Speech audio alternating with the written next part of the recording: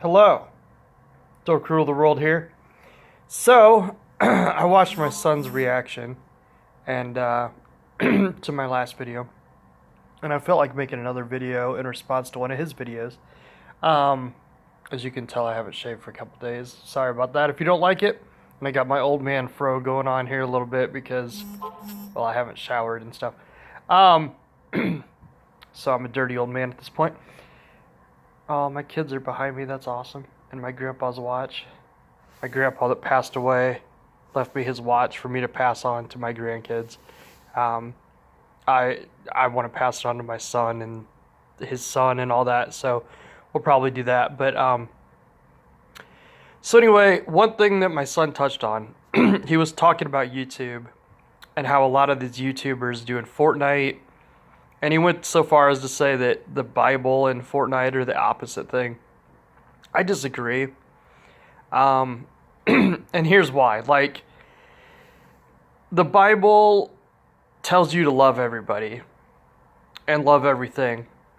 And, well, not everything, but, you know, to hate sin and everything. If you could use Fortnite as a platform, then why not? You know? If you have so many millions of people playing it, and you can get on there and they watch your channel and you can convey a message at the same time, then why not? I mean, it's a great platform. Like, for instance, I play World of Warcraft, and I'm the raid leader of anywhere from 10 to 20 adults weekly. We raid twice a week for 2 hours. And during that time, a lot of the time, we're shooting the shit. We get to know each other and stuff. And then afterwards, we might hang out and talk for a while. But I've used World of Warcraft as a platform for my social network, really. I've got friends in Canada. I've got one buddy that's in Australia. I've got people that live in my state. I've got people that live in Texas, California, Hawaii, Maine, Canada. If I didn't mention Canada already. Half our guild used to be Canadian. But it's not always what you do or what you're doing, but it's the message that you're putting out there. So, one thing I want to touch on is the YouTube craze. And one thing that my son touched on, and I believe it was Let's Have a Talk 29, Blind Sandwiches channel. If you're new to my channel and you don't know him, there's like no chance of that because he's probably directing you here, and I'm not famous like Sunday or Craner or anybody like that. But it's don't be a spectator, man. What do I mean by that? Like, you know, excuse me. We all like to watch super athletes. World's Strongest Men competition, you know. We get to see these guys roll over trailers or carry these things for a football field that we can't even pick up, you know, or something like that. We're enamored by things that we cannot do. We as a society have gotten to the point where we do almost nothing. We do the bare minimum. What do I mean by that? Well, excuse me. Video games. Let's start with video games. When I was a kid, we played video games. And we had video games. When Nintendo first came out, I think I was in second grade or so, we had games like Mike Tyson's Punch-Out, where you had to figure out when to punch the guy, when to dodge, how to do it. There was like little niches of every opponent. And you'd spend hours figuring this out. But it was fun, but it was problem solving. And my calculus teacher in high school always said, I don't want you to learn calculus, I want you to learn how to problem solve in your life because that is a life skill. Mike Tyson's Punch-Out, I will argue, is a life skill. It's coordination, it's learning things, whatever. The problem nowadays is that kids would rather watch a YouTube channel on their favorite YouTuber beating Mike Tyson's Punch-Out than playing the game and beating it and figuring things out for yourself. Fortnite. Caleb mentioned this before, like, kids will watch videos of people playing Fortnite. You can get on and play Fortnite. I don't get the craze of watching people do what you could be doing yourself. Like, you're depriving yourself of that opportunity to experience stuff. And it's not just video games, it's anything. If we watch a pro football game, you know, the NFL, how many people are going to make the NFL in their lifetime? 1 in a billion, 1 in 500 million, whatever it is. The odds are astronomical, you know? But we could turn on the TV and watch football. Now, sorry, my girlfriend's texting me a lot. She's probably on lunch right now, but I wanted to record this while it was fresh in my head. Things that we can't do, it's cool to watch, you know, like NBA. I can't dunk basketball. These guys can dunk from the free throw line, whatever. That's cool to watch. But things that you can do, you know, whether it's video games, whether it's do-it-yourself stuff around the house, you know, do it. Like, instead of watching baseball, go outside and play baseball. Get on a baseball team. Instead of watching bowling, which nobody does, go bowl with your family and friends. Play outside instead of watching YouTube, you know? Like, I mean, that's a lost art even back in my day, you know, it's like, if it's the middle of summer and it's hot as hell out, most kids would rather be inside playing video games than outside sweating their balls off. But, you know, I get it.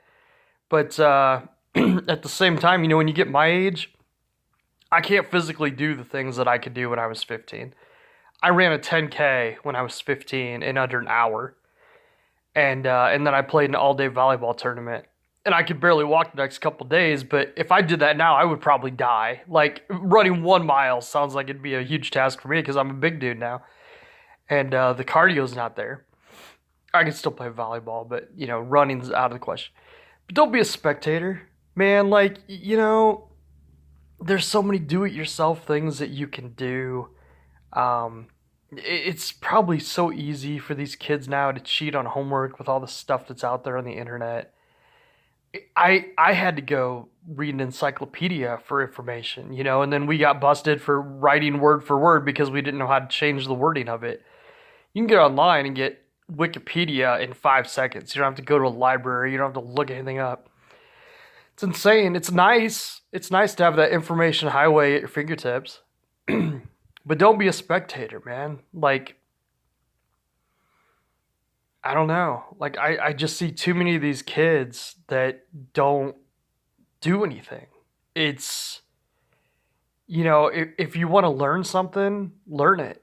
Nobody's going to tell you that you can't learn something unless they're a douchebag. I mean, I'm sure there's parents out there that say, oh, you know, you want to learn such and such and it's too much money. That I get. You know, like my daughter took a dance class and, God, my head's fat on here. That gets costly for what you're doing, you know. Taekwondo is something she might get into. That's costly as well, but you're learning things along the way. It's insane to me the amount of spectating that we do while we're alive. Like, you know, I've seen a lot of these Facebook posts of one of my friends will get a flat tire. Like, for instance, about a year ago, it was, I think, January. One of my friends from volleyball, she's like a 42-year-old female, drives a nice SUV, whatever. She breaks down downtown. And depending on which part of downtown you're in, it's either a bad or good neighborhood. And that changes literally every block or every 2 blocks. She got a flat tire. This black dude and this white dude that are about 19, 20 years old, college students, get out of their car, help her change the tire, and she takes a picture of them saying, you know, what nice gentlemen and everything. That was freaking awesome, man. Like, Youth of America needs to do that shit because I don't think she could have done it herself. And if you're going to call AAA downtown, you're going to be waiting an hour, and then you know, she's got kids at home waiting on dinner. So, just don't be a spectator, you know? Play the game yourself. Don't watch these YouTubers. I mean, if you want hints or something, you can find those. I play video games myself. You know, you can find codes, cheats, whatever in the matter of seconds or a couple minutes. But just participate in life, you know, instead of, and this goes for jobs too, and I've got a horrible work history. I'll be the first to admit that. But, you know, if you want to do something, do it. And don't listen to people that tell you that you can't, unless you are absolutely physically and mentally unable to fulfill what you want to do. You know, very few people can be astronauts or astrophysicists or whatever. They can't wrap their head around it. They can't pass the classes to get that, whatever. But in non-extreme circumstances, you know, you want to be a scientist, be a scientist. If you want to work in a lab, work in a lab. If you want to be, you know, an office worker, do that. If you want to be a construction worker, do that. Don't admire these people that do things that you yourself can do and then feel sorry for yourself. You have to participate. Don't be a spectator. So I guess that's probably what I'm going to title this video. You know, life honestly is really short. I'm 42. I remember high school sometimes like it was yesterday. I remember the births of my kids like it was yesterday, but yet here they are, 14 and 8. Hell, I remember getting married when I was 24, you know, and to think now that 18 years has passed since that's happened. And to think that when I was 21 and I started drinking, you know, at a bar, that I've lived twice as long as that now. Like, time flies once you're out of school, kids. Like, if any kids are watching this, you have no idea. Like, when I was in school, I could not wait to get out of school, like, for the day. I didn't hate high school. Like, I had a lot of friends in high school. But the actual school part of it wasn't that great to me, you know? Like, I was always in the academic everything, and I took calculus, and I took physics, and I took chemistry too, and all the high-level classes that you could take. But it didn't really interest me that much. I would rather be hanging out with my friends, having a good time, you know, playing volleyball, playing hockey, anything with people, you know? And one of my favorite times of all time was we got probably 8 to 10 guys, might even have been 12 back in the day. Rollerblading was a big thing in high school, when I was in high school. So we all bought rollerblades that were kind of expensive back then. You know, if you wanted good ones, you were going to spend $300. And you had to take care of them. And of course, my parents didn't have a lot of money, so I got like the $100 pair that was a piece of shit, and I couldn't go that fast.